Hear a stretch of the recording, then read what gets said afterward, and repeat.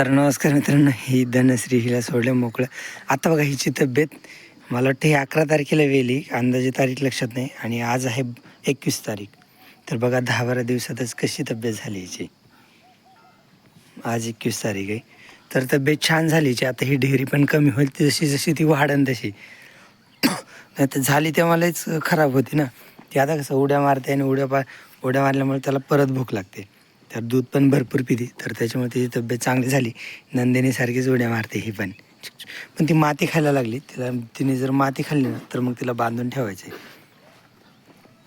चल चल ये माझ्यासोबत इकडे. नंदिनी ये, चल चल इकडे, तुला रस्त्याला नेतो मी, ये.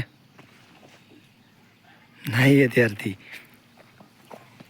पण तिचं नाव तरी कुठं घेतलं मी. नंदिनी म्हणलं, मी धनश्री म्हणायला पाहिजे होतं. कारण धनश्री चल ये. ज्या गुरांना संडास लागली होती ना तर त्यांची संडास राहिली. आता हे बघा, हिरेने आत्ता इथे घट्ट शेण टाकले, तर दिलं पण पाय. तर मेंटास पण व्यवस्थित झाले, हिरे पण व्यवस्थित झालाय, आणि बगिरा पण व्यवस्थित झालाय. संडा 1-2-3 दिवस झाले बेजा, पण आता तब्येती ठीक आहे त्यांच्या, रेग्युलरला आलेत ते. तर सकाळी ह्यांना कुट्टी खायला टाकली होती, आत्ता बटाटे खायला टाकलेत.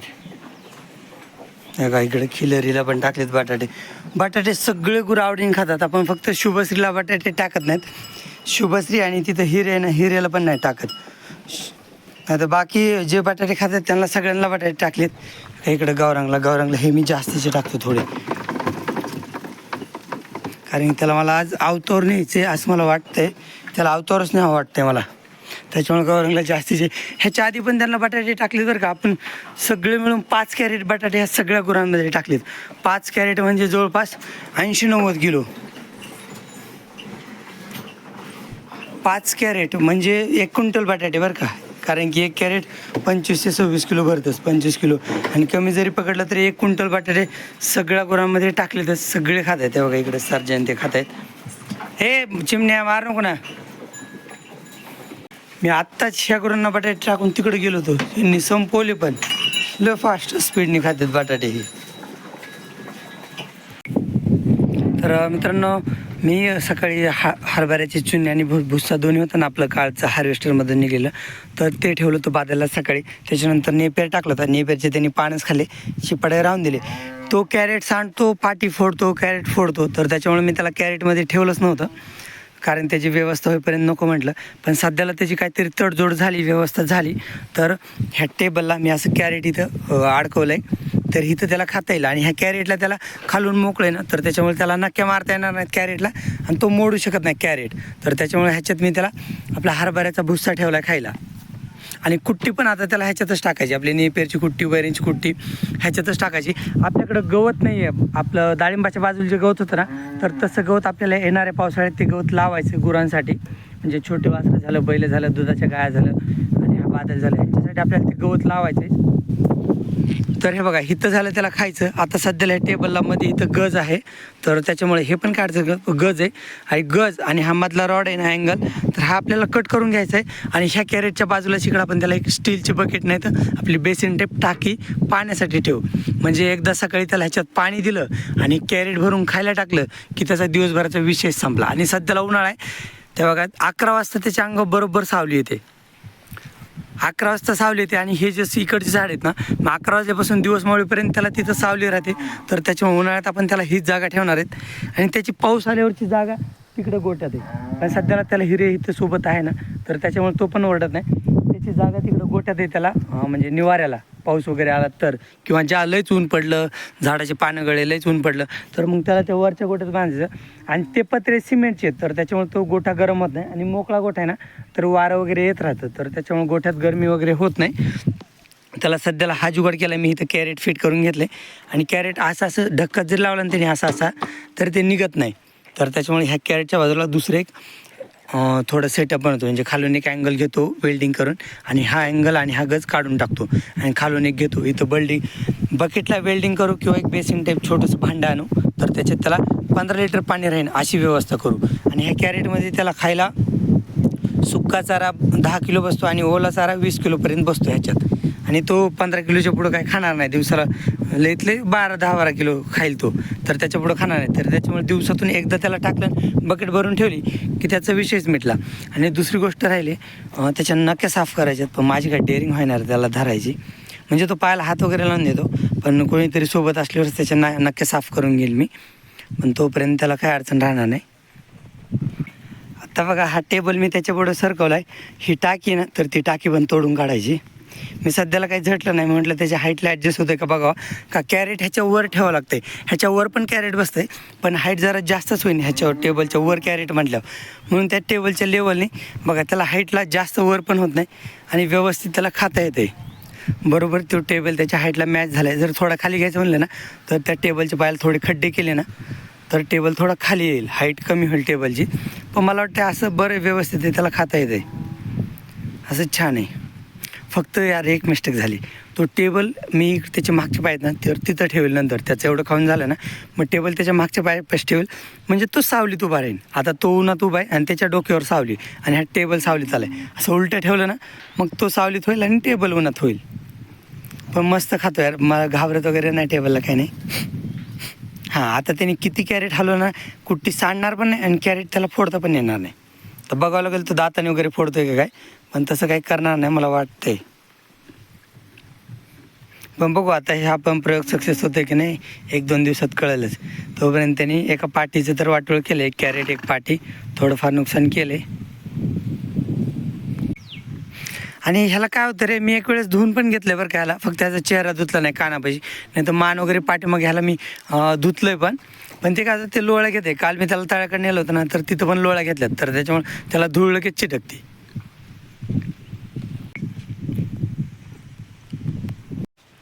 मित्रांनो, आपल्याला 2 कमेंट आल्यात महत्त्वाच्या, की हौद उन्हामध्ये जर त्याला सावली ठेवा किंवा उन्हात पाणी गरम होतं हौदातलं. तर मित्रांनो विषय काय, हौद ओपन आहे, तर त्याच्यामुळे वारं सारखं वाहत असतं, वारं वाहतं ना, तर त्याच्यामुळे हौदातलं पाणी गरम होत नाही. जर बंद हौद असेल तर पाणी गरम होतं, किंवा बंद पाईपात पाणी राहिलं ना, तर किंवा आपल्या ड्रममध्ये, छोट्या ड्रममध्ये पाणी राहिलं ना, तर पाणी गरम होतं. पण ह्याला कसं आहे, हवा सारखी खेळती राहते ना, तर त्याच्यामुळे हौदात पाणी गरम होत नाही. आणि हे कुठल्या धातूमध्ये नाही, म्हणजे लोखंडात, स्टील वगैरेमध्ये नाही, सिमेंटच्या टाकीत पाणी, तर त्याच्यामुळे पाणी ऐन उन्हात पण हे थंडच राहतं पाणी. आणि आपण गरम पाणी गुरांना नाहीच पाजणारच नाहीत. आणि शक्यतो कुठं पण बघा हौद असे उघड्यावरच असतात, तर पाणी गरम होत नाही.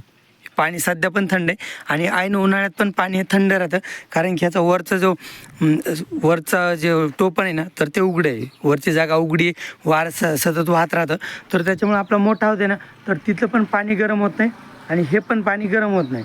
समजा प्लास्टिकच्या ड्रममध्ये बंद असेल किंवा तोंड जर छोटं असेल ना ड्रमचं, तर त्यावेळेस पाणी गरम होतं, पण हे पाणी गरम होत नाही हौदातलं. आपल्या मोठ्या हौदातलं पाणी गरम होत नाही आणि हे पण पाणी गरम होत नाही. आणि जरी बाय चान्स लईच कडक ऊन आलं आणि पाणी गरम झालं, तर एक दिवस जर पाणी गरम आपल्याला वाटलं ना, तर आपण दुसऱ्या दिवशी लगेच ही टाकी सावलीत घेऊ किंवा हौदावर काहीतरी सावलीची ॲडजस्टमेंट करू. कारण आपला आत्तापर्यंतचा अनुभव की ओपन पाणी गरम होत नाही, नाही तर मग कुणीच असे बाहेर हौदं केले नसते उन्हात. तर असं जास्त करून शेतकऱ्यांचे उन्हातच हौदं असतात, म्हणजे हौदावर ऊन येतच पण पाणी गरम होतच नाही. चला आता मला जायचं अवतावर, मी आता अगोदर गौरांगला घेऊन जाणार आहे. चालतोय का बघतो अवताला, आणि एकट्याला जमतं आहे का, म्हणजे तो अवताला चालनच, पण मी एकटाच आहे ना, मला जमतं आहे का ते बघायचं मला, चिमण्याला आणि त्याला घेऊन. तर मित्रांनो तुम्ही जवळ बघताय गौरांगला झुपलं पण, आणि हा काळा एरिया दिसतोय ना, तर इथं आऊत पण हाणलं आहे. ह्याच्यात पप्पांनी मका पेरली होती, पण ती फेल गेली, कारण की मका उगवली चांगली व्यवस्थित, मी भिजवली पण 1-2 वेळेस, एवढी हाईट पण झाली मकाची, पण लयच पातळ आहे. अशी दाटवाट पेरायला पाहिजे होती, पण ती पातळ पेरण्यात आली. तर त्याच्यामुळं हे बघा मका पातळ आहे, त्याच्यामुळे मका मोडायची, ते पलीकडं कडवळ ते ठेवायचे, आणि इकडं पलीकडे भुईमुग आहे तर तो पण ठेवायचा आहे. तर हे बघा इकडं पण थोडी थोडी मका आहे बरं का, पण ह्याच्यात हे भुईमुगाचे वेल आहेत ना, तर त्याच्यामुळे इकडचं राहून देतो. हे भुईमुगाचे वेल आहेत, काही भुईमुग उगवतं आहे, काही उगवलं आहे, तर त्याच्यामुळे हा एरिया राहू देतो. पण इकडचं तो मोडून काढावं लागेल, जेवढी मका आहे तेवढी मोडून काढतो. अर्धी तर नाही, 30% तर मोडून झाली, पण मला वाटते गौरांग शेवटपर्यंत चालेल. नाही चालला तर आपण सर्जाला आणू, पण त्याला पण सवय लागली पाहिजे. आता फोन धरायला कोणीच नाही, नाही तर तुम्हाला दाखवलं असतं. चांगला चालतोय तो, मी हातानेच वजन देतो, उभा राहत नाही. थोडं उभा पण राहिलो होतं, पण उभं त्याला ओढत नाही. तर मग हात ठेवून अवथानं काय बिघडत नाही आणि शांत उभा राहिलं मस्त. आता कसं आहे, त्याची आणि चिमण्याची मैत्री झाली ना, तर त्याच्यामुळं गौरांगला चिमण्याची भीती वाटत नाही. सर्जा आल्यावर तो भीनच सर्जाला, पण चिमण्याची गौरांगला भीती वाटत नाही. तर त्याच्यामुळे चालतो त्याच्यासोबत. आणखीन एवढं लोड ओढायचं वगैरे त्याला नाही समजत. चिमण्याला समजतं पण त्याला नाही समजत. पण राहू दे, एक थोड्या दिवसांनी समजेल, नवीन आणखीन. आवताला एवढं छान चाललं आहे तेच लय झालं आज. 1-2-3 मुरडान आणलेत तेच भरपूर झालं. मित्रांनो आता इथं मी विसावा घेतला एक 10-15 मिनटाचा. बैल जरा थकला आहे, म्हणजे चालतच नाही. आणि तो पहिली वेळेसच एवढं आवत हाणलं आहे त्यांनी, त्याचं लय मोठं झालं. मला अशी खेळायची लय सवय. आता मी सर्जन चिमण्या घेतली असते ना, 15 मिनटात आवत हाणून झालं असतं. मी आता पाऊण तास झालं आहे, मला आणखीन 15 मिनटं लागतील, म्हणजे 1 तास जातो माझं हे आवत हाणण्यात. कारण ह्या बैलाला शिकवायचं. बैलाला सुरुवातीला शिकवताना वेळ लागतोच, थोडा टाईमपास होतो, पण बैल शिकतात. आणि मला अशा कामाला लय उत्साह असतो. मग अशी काही पण नवीन कामं तर मी नसतो ना, तर ह्या गावरांना कोणी काम पण शिकवलं नसतं. पण चला, हे असं टाईमपास पण लय होतो. जाऊ द्या, मला आवडतं असं टाईमपास करायला. म्हणजे बैल तर तयार होते ना कामाला, आणि कधी पण शिकवताना थोडाफार वेळ तर जातोच. आता मी काय करतो, एवढं तास वर नेतो, गौरांगला सोडतो, चिमण्याला पण सोडतो, मग सर्जाला आणतो आणि सर्जाने चिमण्याने 5 मिनटात आवत हाणून घेतो. आता राहिलेच किती, अर्ध आवत तर हाणून झाले. हे बघा, हे बगळे बसलेत ना, ते अर्ध आवत हाणून झाले, अर्ध राहिले. चिमण्या चिमण्या हे चिमण्या बैल चल, हे यार तास चिमण्या, तू बी ॲडर करते, चल. थांबला घाटला. मी उभा राहून आणलं होतं ना, आवत पण बुडते बरं का, ओली माती आहे ना, आवत पण बुडतंय. ओली माती उभा राहिलं ना, थोडा चालतं की लगेच थांबतो तो. आता थकलाय, एवढा त्याने सांगलं मी, आता त्याच्यामुळे सर्जाला आणणार आहे. उभं राहिलं ना की थकतो, आणि थोडं बोललो की लगेच थांबतो. जरा नवीन आहे, पण एवढं तरी चाललं, पुढच्या वेळेस चालेल. चिमण्या लोड बघा, पूर्ण लोड सर्जावर दिलाय मी. उभा राहून आवतंय, अशी माती आडवी आली ना तरी पण सर्जा किती रिलॅक्समध्ये चालतंय. पूर्ण त्याच्या अंगावर असलं तरी. सर्जा हा मित्रांनो, हे शेत पेरून पण घेतलं आणि पाट पण काढले ह्याला. मग पहिली पाट होती तिथेच काढला, मधून एक पाट काढला आणि तिकडच्या कडेने एक पाट काढला, कारण तिकडचा मी मोडला होता पेरताना. चला आता बैलांना सोडतो. सर्जाचं डोळ्यातून पाणी आले. झालं आता आराम. थोडंसं ते मागं कडवळ आहे ना, तर ते पण डुबायचं आहे. पण आता आरामात थोडं वेळ सर्जा, आता पाणी वगैरे पी, कारण सगळा लोड मी सर्जावरच दिला होता. मित्रांनो दुपारून मी आलो आहे काटवण्यातल्या शेतात. मी म्हणजे आम्ही सगळेच आलोत, आई पप्पा भाई आम्ही 4 आलोत. तर काटवण्यातल्या शेतात आपला गहू गोळा करायचं चालू आहे. आणि समोर तुम्हाला दिसते ना हिरवं, तर हा आहे ताग म्हणजे हे एक दुधेल पीक आहे, ज्याच्यापासून फायबर निघतं, ज्यूट निघतं ना फायबर. तर ह्या झाड आहे हे, ह्याची साल तुम्हाला मी काढून दाखवतो. तर हे बघा, ही साल आता माझ्या बोटावरून कशी निघत जाते, हे बघा. त्याला मी गोळा असं तोडून काढतो. हे बघा, माझ्या हातावर जी साल आहे ह्याच्यापासून फायबर तयार होतं. आपली शेतीत वापरायची बैलांना वगैरे लावायचे दावे पण ह्याच्यापासून तयार होतात, 16 दावे. पण ह्याला थोडी प्रोसेस करावं लागते. ह्याला काढून थोडंसं बडवून पाण्यात भिजू घालावं लागतं एक 10-15 दिवस ह्या झाडाला, म्हणजे ह्याच्यावरची साल सहज निघली जाते. ह्याच्यापासून दावे वगैरे तयार करतात. हा ताग आहे, तर ह्याचं हिरवळीचं खत म्हणून पण ह्याला जमिनीत गाडतात. म्हणजे हा फुलोऱ्यात असताना नांगरट करायची आणि ह्याला जमिनीत गाडायचं. ह्याच्यापासून जमिनीत नायट्रोजन तयार होतो, म्हणजे जमिनीला नायट्रोजन भेटतो ह्या हिरवळीच्या खतापासून. ह्या तागाचा तसा पण वापर केला जातो. आणि ह्या तागाला शेंगा आल्यात ना, तर ह्या शेंगात बी आहे. त्या तागाच्या बियाचं जर दर बघितलं ना, तर 80 ते 100 रुपये किलो आहे ह्या बियांचा रेट आहे.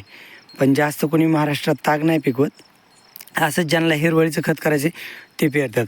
आपल्याला पण हिरवळीचं खतच करायचं होतं, पण तो लवकर उगवला नाही. मग तो ताग उगवला नाही म्हणून मी गहू पेरला, आणि गहू पेरल्यानंतर महागून ताग उगवला. आता उगवला तर आपण ह्याचं बी पकडू. बियाला पण चांगला भाव आहे ह्या तागाच्या.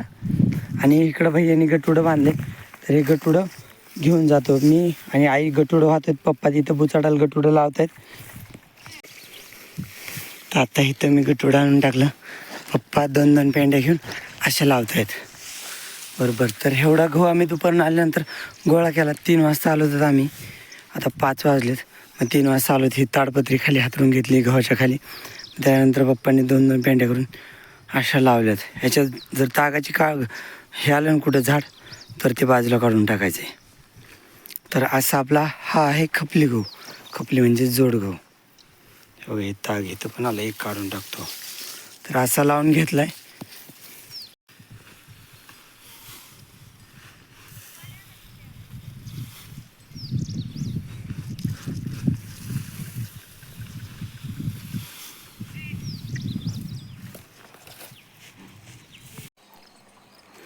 तर एवढा सगळा गहू गोळा करून झालाय. आणखीन गहू आहे गोळा करायचा. आतापर्यंत आम्ही इथून खाली शेत आहे ना तर तिकडचा गोळा केला आहे. आता अर्ध्यापासून वरचा गोळा करतोय. अर्ध्यापासून वरचा सोप आहे, होईल लवकर, पण आज होत नाही. आता दिवस मावळला. आता गुरांना खायला वगैरे टाकून आलो होतो. आता फक्त घरी जायचं आणि गुरांना पाणी पाजायचं. बाकी खायला वगैरे टाकले, पाणी पाजायचं आणि दूध काढायचं, एवढंच काम.